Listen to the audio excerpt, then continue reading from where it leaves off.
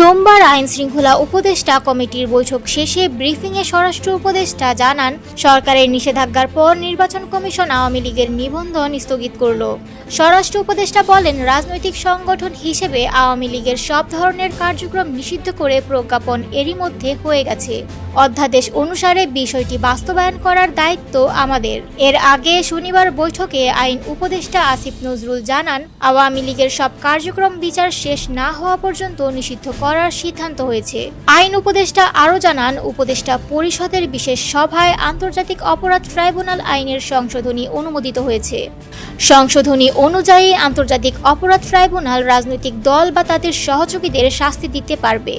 নিরাপত্তা ও সার্বভৌমত্ব রক্ষা, জুলাই আন্দোলনের নেতাকর্মীদের নিরাপত্তা এবং আন্তর্জাতিক অপরাধ ট্রাইব্যুনালের বাদী ও সাক্ষীদের সুরক্ষার জন্য সন্ত্রাস বিরোধী আইনের অধীনে সাইবার স্পেস সহ আওয়ামী লীগের যাবতীয় কার্যক্রম নিষিদ্ধ করার সিদ্ধান্ত গ্রহণ করা হয়েছে।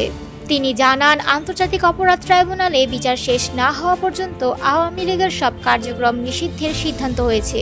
এ বিষয়ে প্রয়োজনীয় পরিপত্র পরবর্তী কর্মদিবসে জারি করা হবে বলে জানান আইন উপদেষ্টা। এছাড়াও তিনি জানান, এই বৈঠকে জুলাই ঘোষণাপত্র আগামী 30 দিনের মধ্যে চূড়ান্ত করে প্রকাশের সিদ্ধান্ত হয়েছে।